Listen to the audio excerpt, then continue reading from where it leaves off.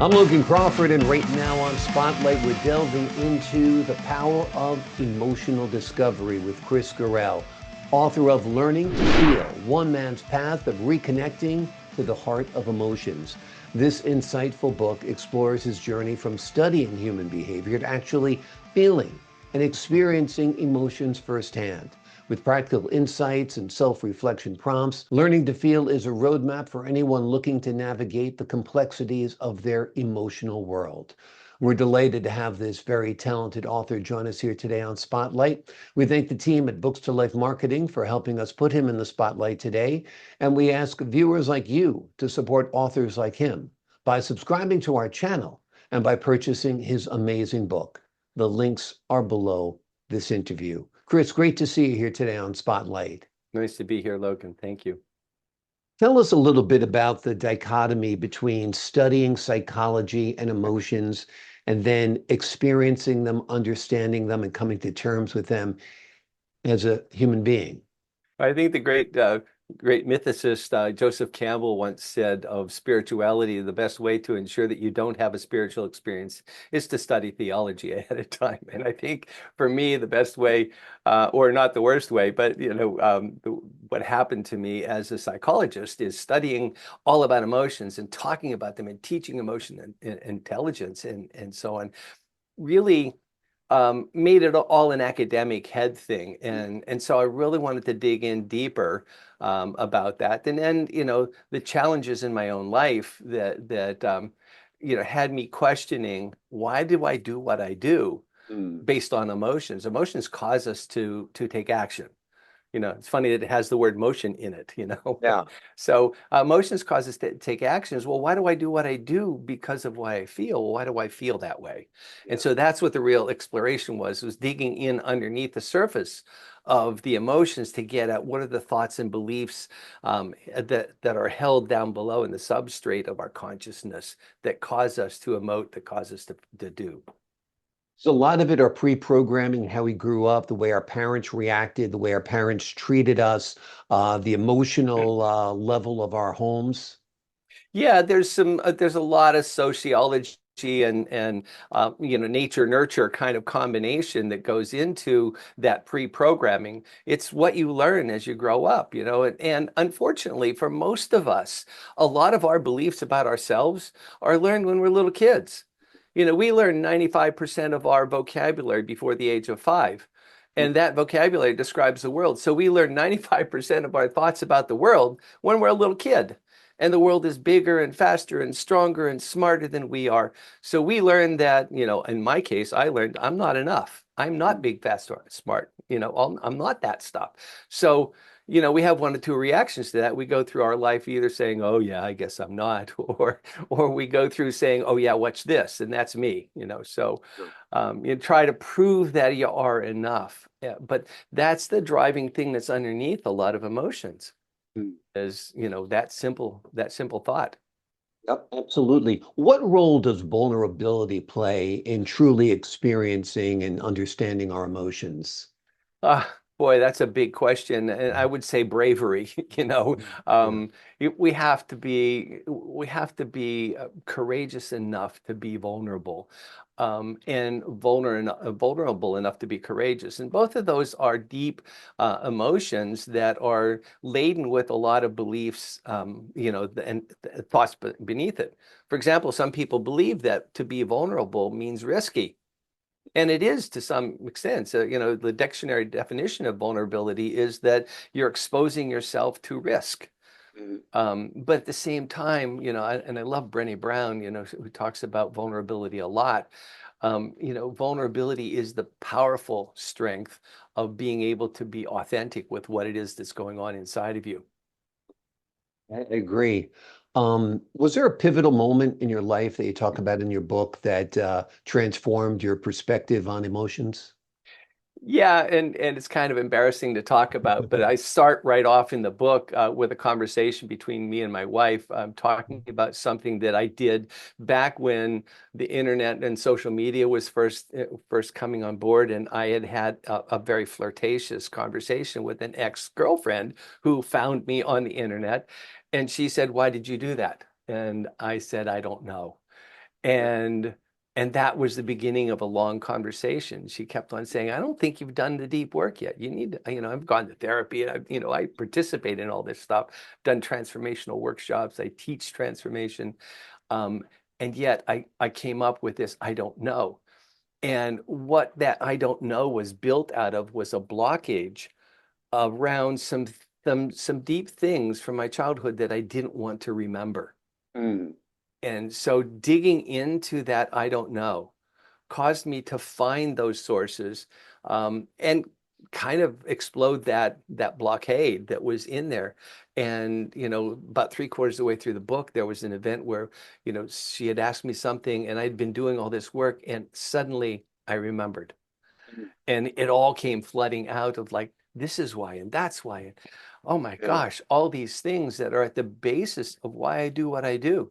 Why was I Mm. so driven all my life to accomplish, accomplish, accomplish, Yeah, Yeah. that A that lot of that it was the need for approval, praise, and hmm other, and hmm being valued in the eyes of others. Yeah, being valued and being accepted, being wanted, you Yeah. know. Growing up in a family, my father was a World War II veteran and Mhm. totally stoic, never, ever, ever spoke of the war. He only Mhm. ever said, I did my job. So he just like was steel. And Mhm. so, I never got told I was lovable, I don't Yeah. remember my father ever saying, I love you. you Right. know so part of this little kid inside of me that still lives, is out there seeking love and adoration, from anybody and everybody. And so that was part of what was discovered.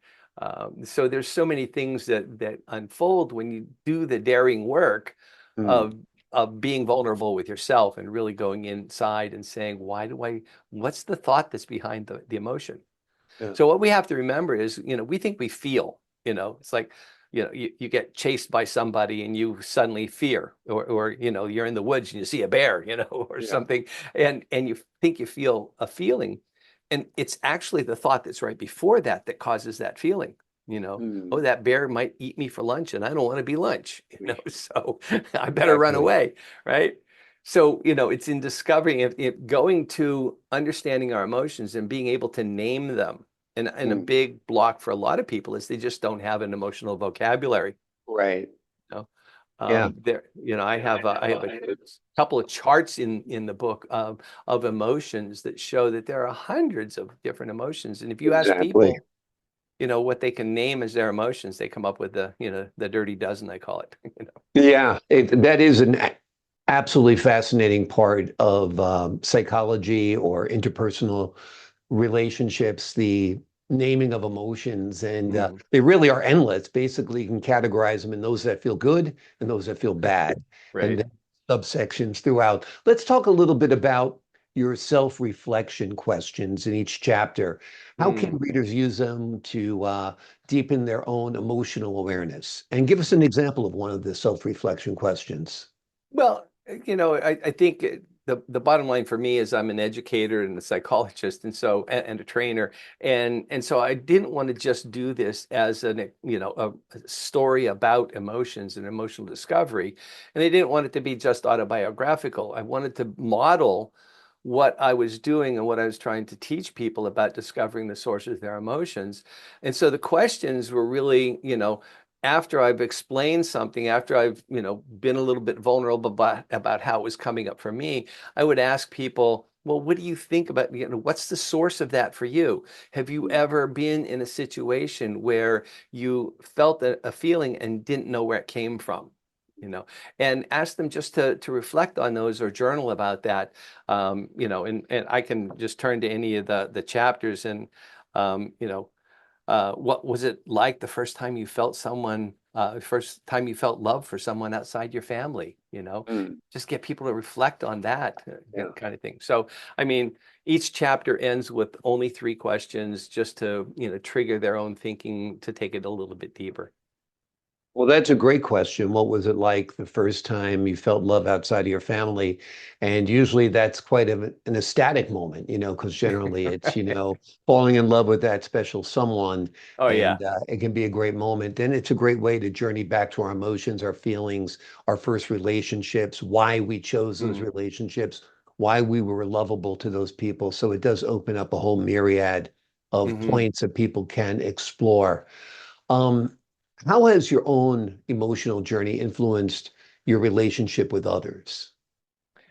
I think, boy, it's a wonderful question. I think what it has done is really allowed me to be much more compassionate, to really understand that, you don't know what's going on inside that other person. You might see a certain flash of an emotion across their face, but, what was the thought or what was going on behind that that would cause that emotion?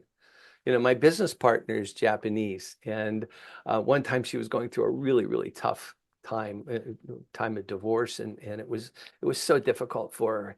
And she was on the screen smiling at me, and she said, "This is the worst time of my life." And I go, "You could tell your face." She said, "Kris, I'm Japanese. We don't show emotion. Yeah. We're expected to know what that other person is feeling and intuit it in that culture." So culture shapes our experience of emotions as well, how we learn them as well as how we experience them and express them. Culture is huge, no doubt. Just like your family and your upbringing is huge, no Hmm. doubt. Hmm. How do you hope your book impacts those who read it? That's the main thing that I wrote it for, was really to help people discover that they're not run by their emotions. Their emotions are products of the thoughts that they have. And in order for them to gain more control over their lives, to gain more control over their emotional well-being and be able to relate better to other people, they really need to do that deep work of understanding what are the thoughts behind it.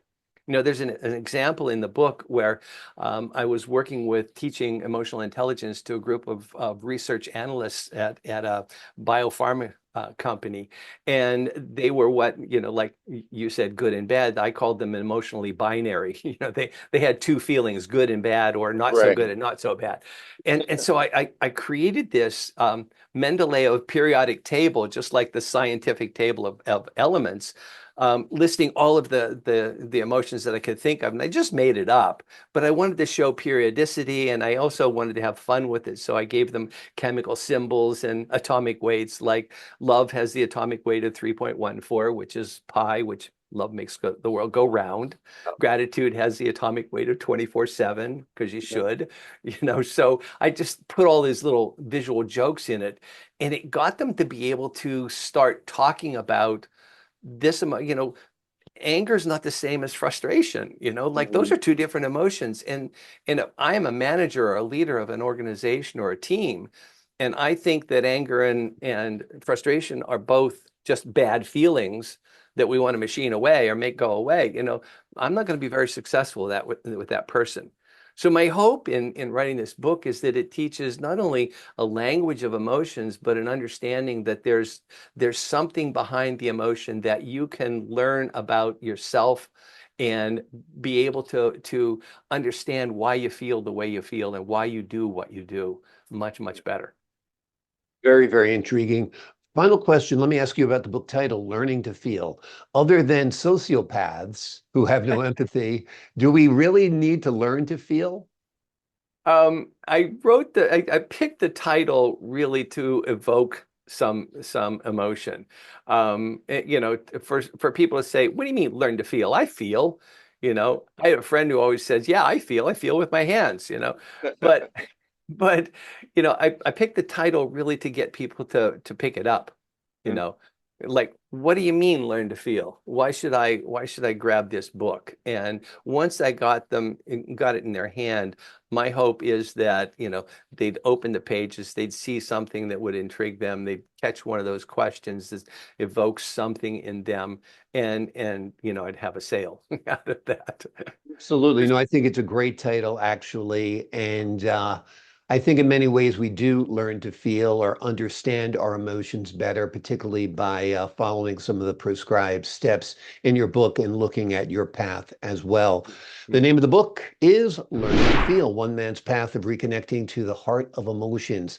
It is an insightful book that explores the author's journey from studying human behavior to actually feeling and experiencing emotions firsthand. The book contains practical insights and self-reflection prompts The book is a roadmap for anyone looking to navigate the complexities of their emotional world. Kris, thanks so much for joining me here today on Spotlight. Thank you so much, Logan. Pleasure. Pleasure's all mine. To the folks at home, I'm Logan Crawford, thanking you for your time this time. Until next time on Spotlight.